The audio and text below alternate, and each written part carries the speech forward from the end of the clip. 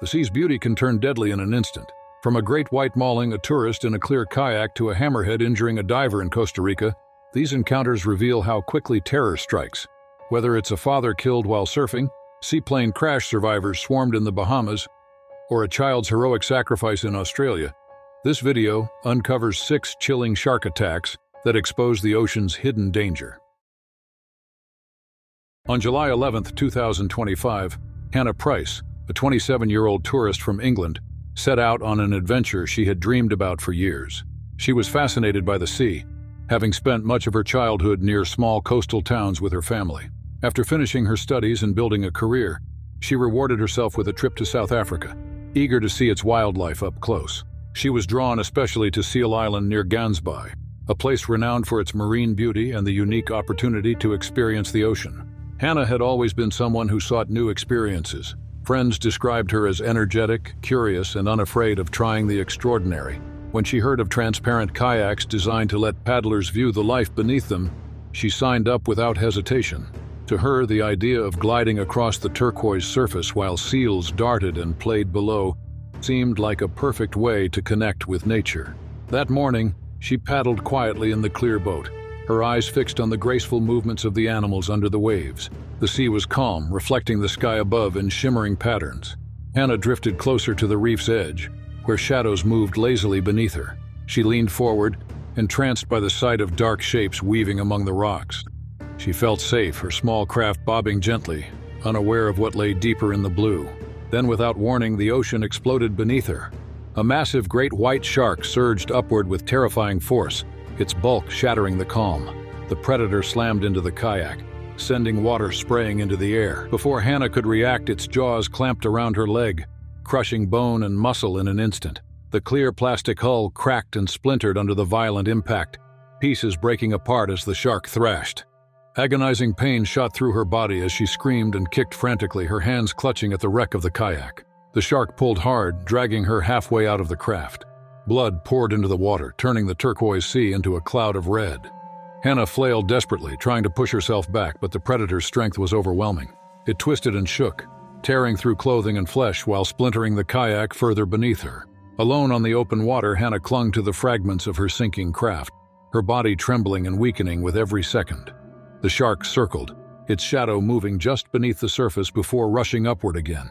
It struck once more, snapping and tearing at her side, leaving jagged wounds that bled heavily. She fought to hold on, her cries echoing across the waves as the predator's fin cut through the surface in chilling loops. The minutes dragged on unbearably, each second filled with fear and pain. Hannah was still afloat, but barely, gripping shards of her shattered kayak as the shark lingered around her, the turquoise water stained by her blood. Alone and drifting, she faced the relentless presence of one of nature's deadliest hunters. Hannah's grip weakened as she struggled to keep her head above the swells. Pieces of her transparent kayak floated away, carried by the current, leaving her exposed in the vast ocean. The shark circled close, its powerful body slicing the water in steady arcs, a silent reminder that the attack was not yet over. Blood swirled around her, each wave carrying red streaks farther out, spreading like a signal in the sea. Just when it seemed she would slip beneath the surface, the sound of an approaching engine broke through the chaos. A small tour boat scanning the waters near the island spotted her. The crew on board recognized the urgency and pushed the throttle hard, cutting through the waves as they rushed to her side. From the deck, rescuers saw her limp frame clinging to broken plastic, the sea around her stained with blood, while the shadow of the predator loomed just below.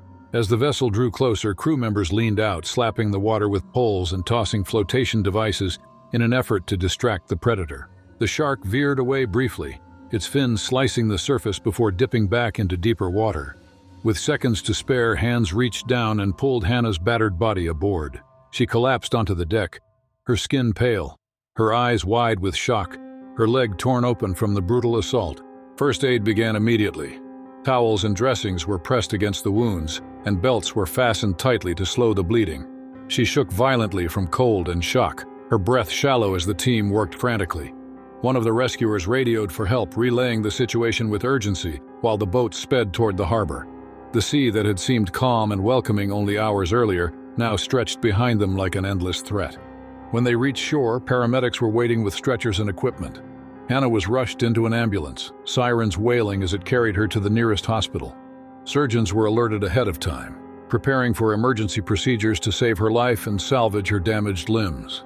Hours of operations followed as doctors fought to repair the deep lacerations, fractured bones, and torn tissue left by the predator's teeth. News of the attack spread quickly across Gansbai and beyond. Locals were shaken, though many were not surprised, as the area was known for being a hotspot of great white activity. Tour operators tightened safety protocols, warning visitors that transparent kayaks carried heightened risks in shark territory. Marine experts reminded the public that while encounters were rare, sharks were unpredictable, and the line between adventure and danger could be crossed in an instant. Hannah's survival was described as remarkable, though the injuries left her permanently scarred. Her recovery required months of rehabilitation, including both physical therapy and emotional support to cope with the trauma. For her, the turquoise waters that had once promised beauty and wonder would forever be remembered for the day they revealed their most brutal truth. On July 3, 2025, Marc LeBlanc, a 38-year-old father, set out for an early surf near a sandbar off Reunion Island. Marc had grown up in the region, and the sea was a central part of his life. He had been surfing since he was a teenager, developing both skill and respect for the powerful waters around the island. Over the years, he became known among his friends as a steady and cautious surfer, someone who enjoyed the freedom of the ocean while always mindful of its risks. Alongside him that morning was his 10-year-old son, Julian. Marc often shared his love of the waves with his child, teaching him how to balance on the board, how to read the rhythm of the surf, and how to stay calm even in rough conditions. Surfing was not just a sport for them, but a way of bonding, a father passing on his passion to his son. The day was calm and bright, with clear skies and gentle waves lapping at the shore. The peaceful scene made the danger that lurked beneath the surface all the more unexpected. As the two paddled side by side, Marc encouraged Julian to catch a smaller wave near him. The boy balanced carefully on his board, his young body leaning forward with determination. Marc watched with pride, smiling as his son managed to ride the swell for a few seconds before dropping back into the water. The moment felt simple and joyful, a quiet memory in the making. But beneath the calm, danger was approaching. Without warning, the water below erupted. A massive tiger shark surged upward with explosive force, its bulk breaking the surface as its jaws clamped viciously onto Marc's leg. Pain tore through his body as he cried out, his surfboard jolting beneath him. Blood spread instantly in the water, a red cloud around the predator's thrashing body. Julian froze on his board only feet away, his eyes wide in shock. He could do nothing as the predator pulled his father beneath the surface, twisting and tearing with each violent thrash. Marc struggled to fight back, kicking and striking as he tried to free himself. His arms flailed, his head bobbing above the water for brief moments before being pulled under again. The power of the shark was overwhelming, each movement creating turbulence that made it harder for Marc to resist. Nearby surfers heard the commotion and rushed toward the scene, paddling with desperate speed. They shouted and slapped their boards against the surface, trying to scare the predator away. One surfer tried to push closer, using his board to create noise and splashes, but the shark refused to release its grip.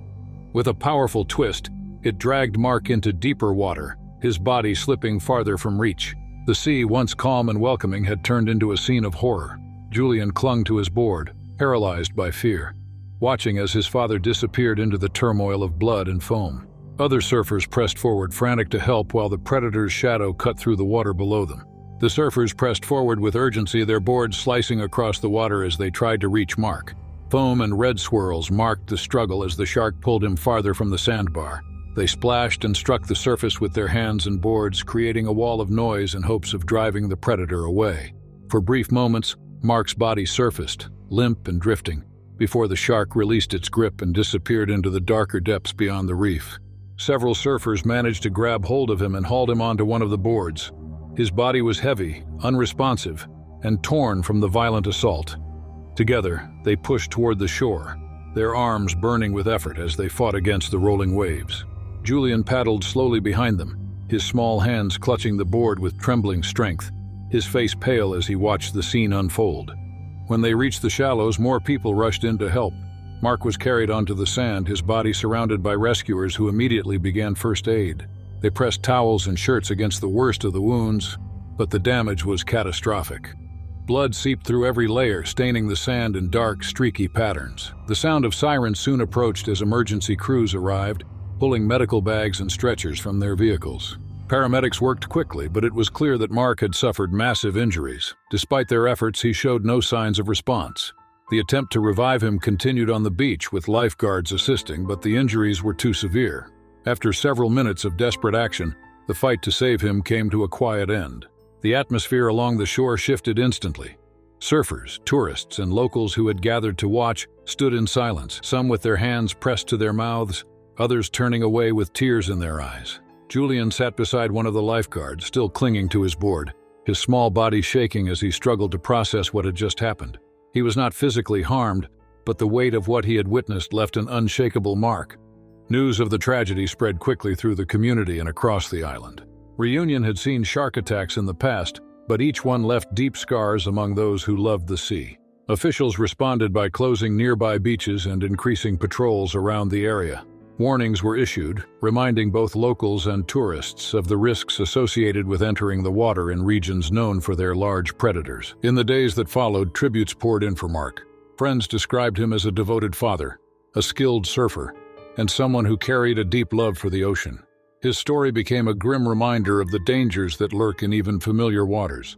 For Julian, the memory of that morning would remain forever, a moment when joy turned into horror in a matter of seconds. The ocean, which had given them so many shared experiences, had also delivered its most unforgiving truth. On July 22, 2025, a small seaplane carrying 5 people took off from a Bahamian airstrip, bound for a nearby island. At the controls was Alex Green, an experienced pilot with years of flying in the Caribbean. He had handled sudden storms and turbulent skies before, earning him the reputation among his colleagues as someone who remained calm under pressure. Alongside him sat 4 passengers, including Michael, a traveler eager to explore the tropical chain of islands. The day had started with promise, yet over the open ocean, the weather can turn in seconds. By late morning, dark clouds gathered quickly, sweeping across the bright horizon. Rain hammered the plane's windows as winds roared. Lightning cracked in the distance, and the once steady flight began to shudder. Despite Alex's efforts to steady the craft, a violent downdraft sent the seaplane plunging toward the churning waves below. In moments, metal screeched and water exploded as the plane struck the surface, breaking apart on impact. All 5 managed to escape, clinging to scattered wreckage as waves tossed them mercilessly.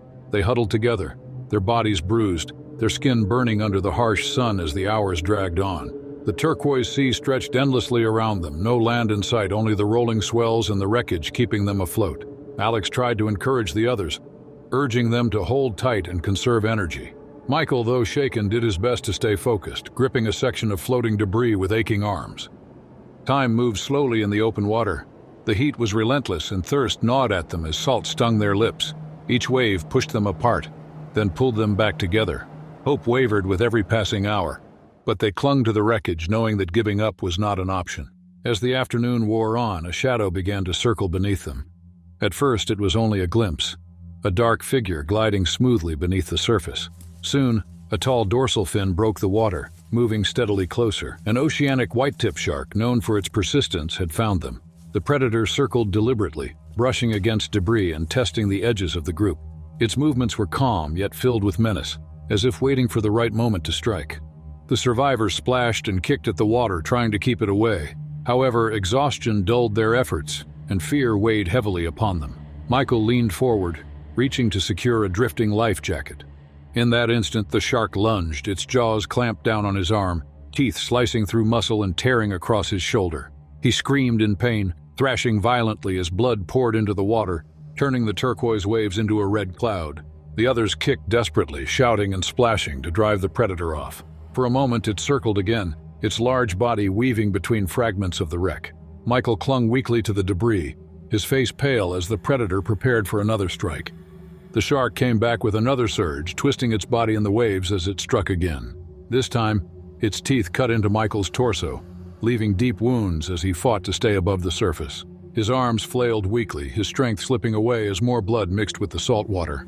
The predator shook once, then released, circling again as if testing the group's resolve. The other survivors reacted with desperation. They kicked and splashed with everything they had left, using fragments of wreckage as shields.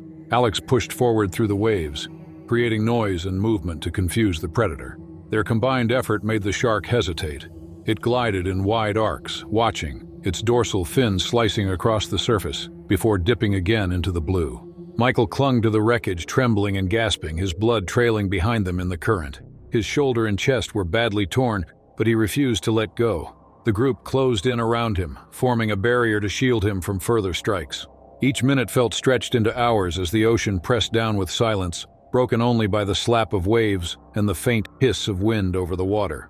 The predator circled a final time, then turned into deeper water. For now, it was gone, but the fear lingered. Every shadow beneath the waves set nerves on edge. The survivors stayed close together, too terrified to drift apart. They adjusted their grip on floating debris, tightening their hold whenever the sea rose high and threatened to scatter them. The sun burned hotter as time passed. Sweat and salt blurred their vision and their muscles cramped from exhaustion. Michael grew weaker, his face pale, his body shivering despite the heat. The others spoke quietly to keep him awake, urging him to focus on the wreckage beneath his hands.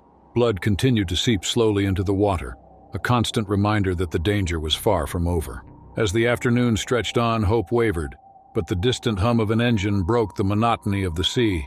A U.S. Coast Guard patrol boat appeared on the horizon, growing larger as it sped across the swells.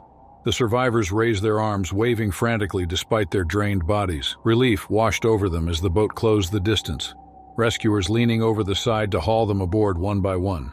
Michael was lifted last, his body limp but alive. Crew members pressed bandages over his wounds, working quickly as the boat turned toward land. His survival depended on urgent medical care, but he was breathing, his chest rising with effort. In the aftermath, doctors confirmed he would live, though his recovery would take months. The scars across his body told the story of what had happened in the open ocean that day. For Alex and the other survivors, the memory of circling fins and Michael's screams would remain a lasting reminder of the dangers that follow in the wake of disaster. On March 3, 2025, the Thompson family spent a holiday at a quiet stretch of coastline in Western Australia. The parents had chosen the location for its beauty and peaceful atmosphere, hoping to give their daughters a chance to escape the city's noise. Mia Thompson, just 10 years old, was a bright and spirited child, known for her protective nature toward her younger sister Sophie, who was only 8. The two shared an unbreakable bond, often seen together in every game, adventure, and challenge they faced. Mia loved the ocean more than anything. She had spent countless afternoons collecting seashells, wading in the shallows, and racing along the sand with Sophie by her side. Family friends described her as brave beyond her years, a child who naturally put others before herself.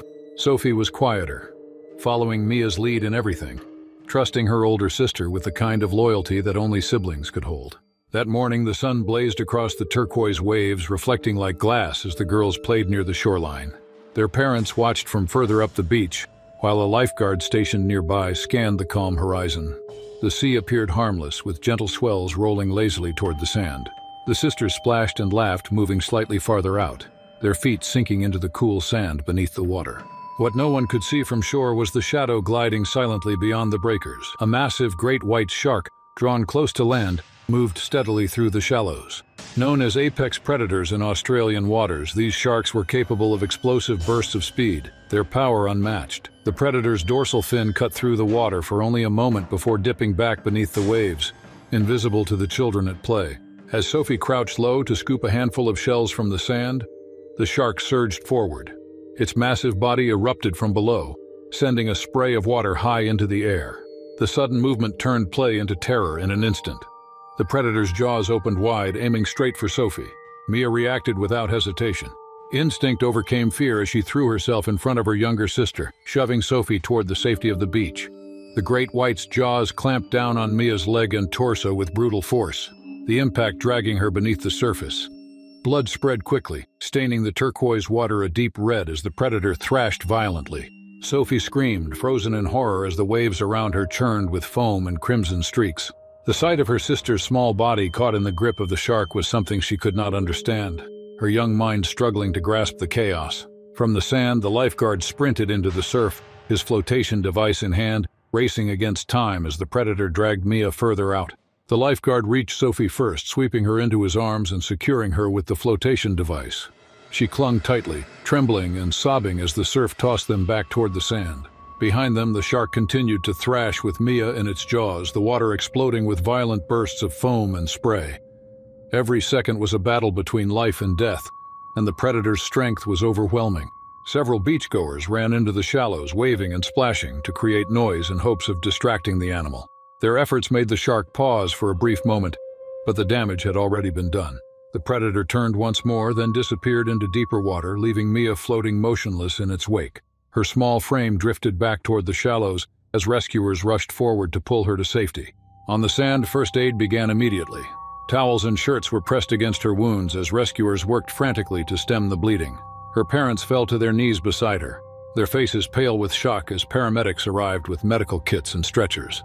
The scene was chaotic yet filled with an eerie silence from those watching. The sound of waves crashing against the shore was broken only by shouted instructions and the hum of emergency vehicles pulling closer. Despite every effort, it became clear that Mia's injuries were too severe.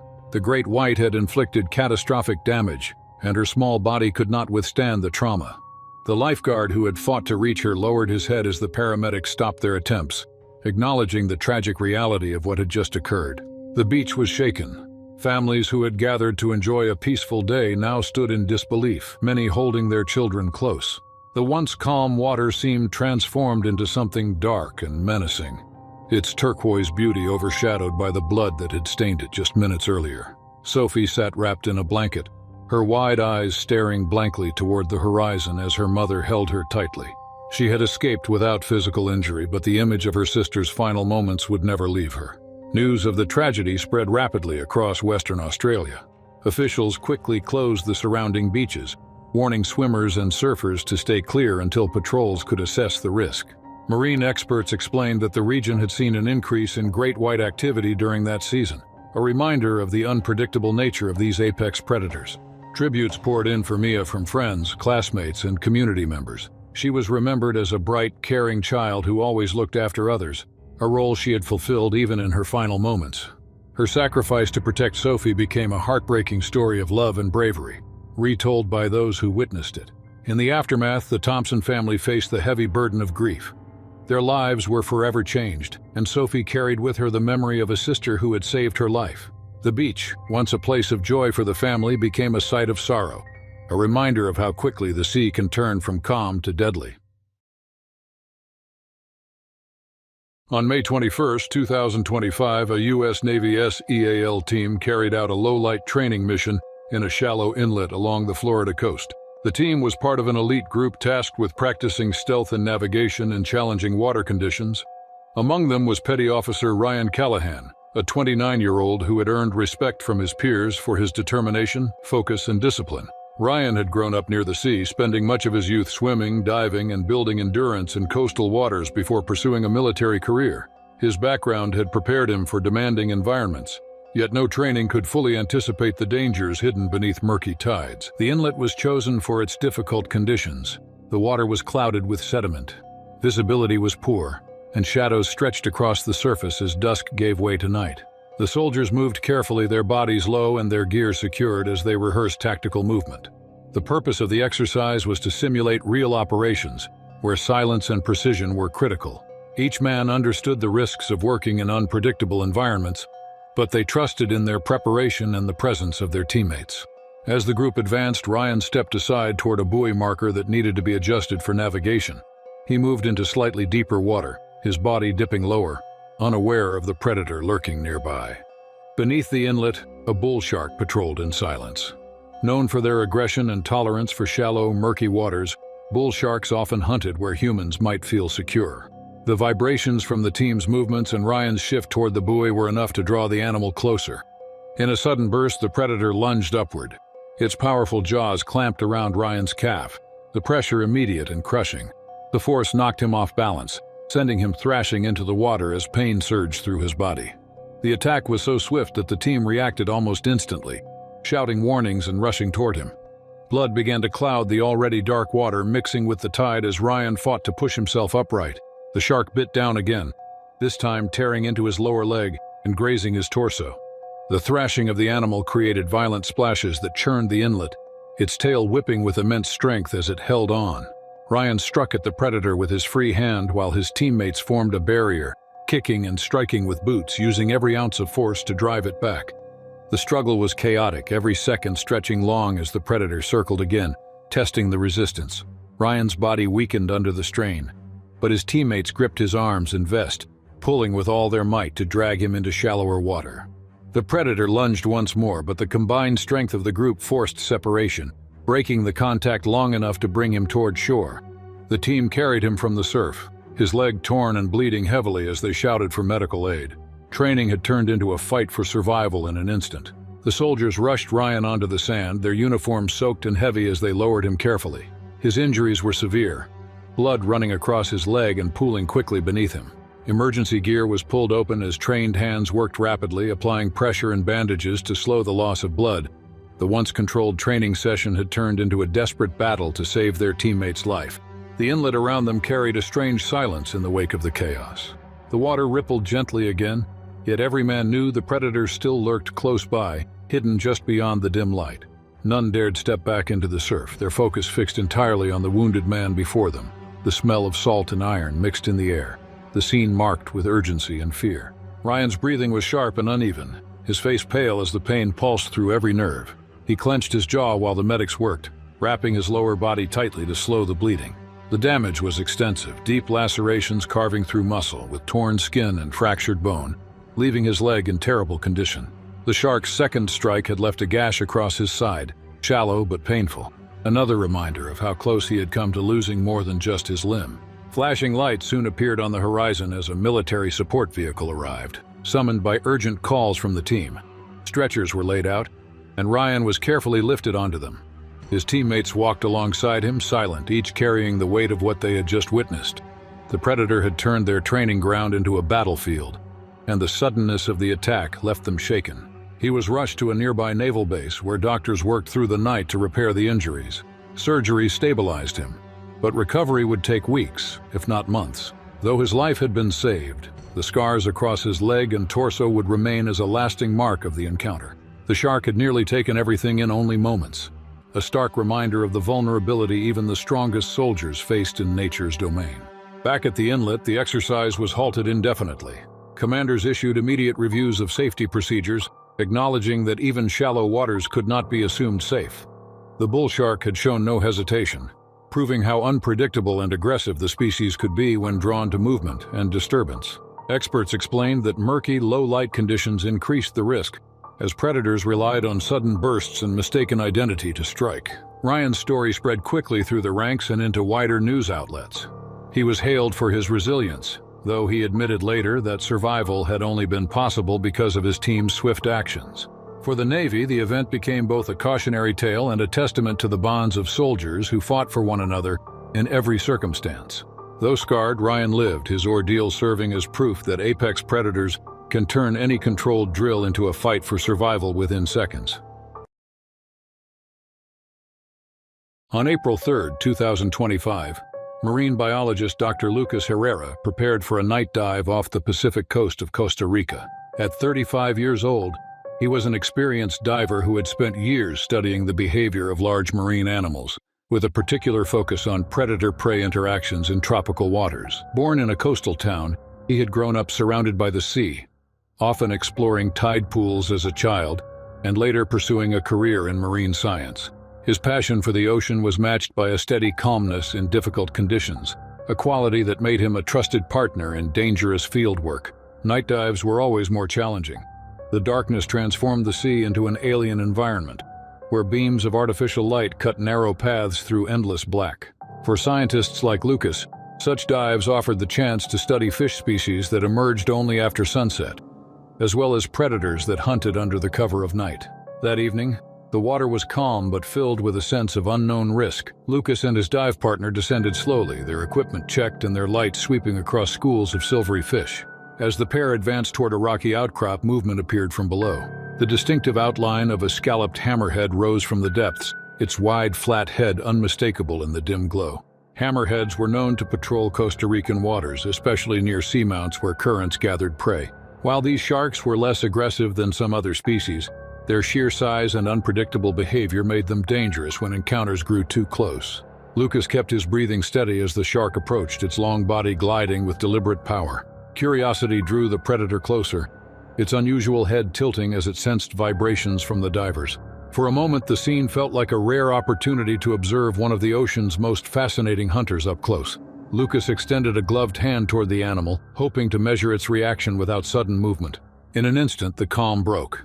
The hammerhead lunged with surprising speed, clamping its jaws around Lucas's forearm. The bite was crushing, pain exploding through his arm as blood surged into the surrounding water. Lucas thrashed instinctively, kicking to break free, but the shark's grip was relentless. His dive light swung wildly, cutting through the darkness and casting streaks of red across the water. His dive partner reacted instantly, striking at the water with strong splashes and thrusting toward the predator. The sudden disturbance distracted the hammerhead, forcing it to release its hold. Lucas pulled back quickly, but the damage was already severe. Blood streamed from deep punctures along his forearm, drifting upward in dark plumes that stained the water and threatened to lure the predator closer. The hammerhead circled again, drawn by the scent, its massive shape gliding just beyond the edges of the light beams. Every movement felt unbearably tense as Lucas struggled to control his breathing, while his partner positioned between him and the predator. The ocean, once calm, had become a treacherous arena where survival depended on swift decisions and peaceful action. The hammerhead drifted at the edge of the light before turning slowly into the darkness. Its shadow vanished into the Black Sea, leaving only the faint trails of disturbed water behind. Lucas floated unsteadily, his arm burning with pain as blood poured freely into the current. His partner wasted no time, gripping his harness and guiding him upward with urgency. Every second was heavy with fear, for the predator could return at any moment. The ascent felt endless. The water pressed cold against his wounds, each kick a reminder of the force that had torn into his body. His dive light shook with his movements, casting trembling beams across the dark void until at last the surface broke open above them. The dive boat was waiting. The crew was already alert to the commotion below. Hands reached over the side and pulled Lucas from the water, laying him across the deck where the damage was revealed in full under bright lights. The forearm was shredded, deep punctures tearing into muscle, with fractures evident beneath the swelling. Blood spread across the planks of the boat as crew members scrambled for medical supplies. Tourniquets were applied and gauze was pressed firmly against the wounds while oxygen was administered to stabilize his breathing. The sharp smell of salt and blood filled the air, a grim reminder of how quickly the peaceful dive had turned violent. His partner remained close, shaken but focused, explaining the events to the others while keeping an eye on the water. The sea below them seemed calm again, yet no one forgot the predator that had nearly taken a life only moments earlier. Every ripple was watched with caution as the boat engines roared, carrying them at speed toward shore. On land, emergency teams were waiting. Lucas was transferred onto a stretcher and rushed to a coastal clinic before being moved to a larger hospital capable of handling severe trauma. Surgeons worked through the night to clean and repair the damage.